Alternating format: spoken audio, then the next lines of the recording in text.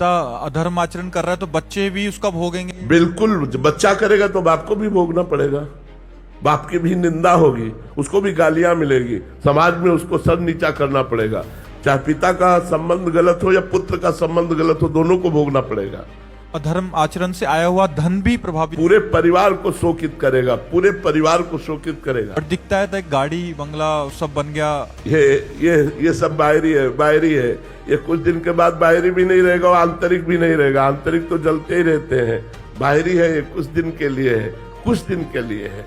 जब तक पुण्य है तब तक धर्मात्मा पुरुष को दुख दे लो और पाप कर लो, और जिस समय तुम्हारे पुण्य नष्ट होंगे, विध्वंस हो जाओगे, किसी कार्य में तुम सफल नहीं हो पाओगे।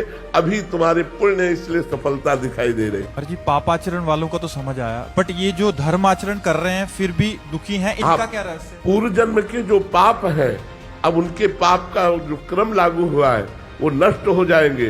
तो पूर्व जन्म के पुण्य और इस जन्म का पुण्य जब दोनों मिलेंगे तो ये सूर्य की तरह प्रकाशित हो जाएंगे, ये परमानंद को प्राप्त होंगे। और पापी पुरुष का वर्तमान में पुण्य खर्चा हो रहा है, जब पूर्व का पाप और वर्तमान का पाप दोनों मिल जाएगा तो ऐसा ब्लास्ट होगा कि सर्वनाश हो जाएगा। और इनके अंतःकरण की स्थिति क्या है? शांत, प्रसन्न, भले दुख में है लेकिन प्रसन्न। देखो 12 वर्ष का वनवास, 1 वर्ष का अज्ञातवास पांडवों को मिला, लेकिन साथ में ब्रह्म ऋषियों का संग। ये सौभाग्य कि बड़े बड़े ब्रह्म ऋषि भगवान की चर्चा सुनाते हुए उनको 12 वर्ष समझ में ही नहीं आया कैसे कट गए।